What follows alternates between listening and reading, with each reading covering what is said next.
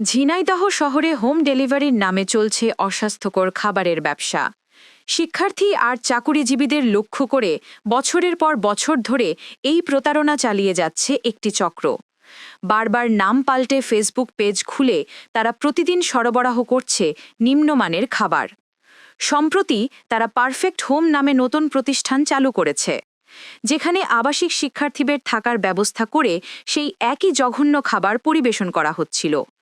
সশরীরে সেখানে উপস্থিত হয়ে দেখা যায় পচা খাবারের উপর মাছি ভো ভো করছে, রান্নাঘরে মুরগি হেঁটে বেড়াচ্ছে, আর চারপাশে ছড়িয়ে আছে বাসি পচা খাবার। পুরো পরিবেশ এতটাই জঘন্য যে স্বাস্থ্য ঝুঁকি অনিবার্য। গতকাল ঝিনাইদহ জেলা ভোক্তা অধিদপ্তরের অভিযানে বেরিয়ে আসে এসব চাঞ্চল্যকর তথ্য। অভিযানে ধরা পড়ে নোংরা রান্নাঘর, নিম্নমানের খাবার এবং প্রতারণার প্রমাণ।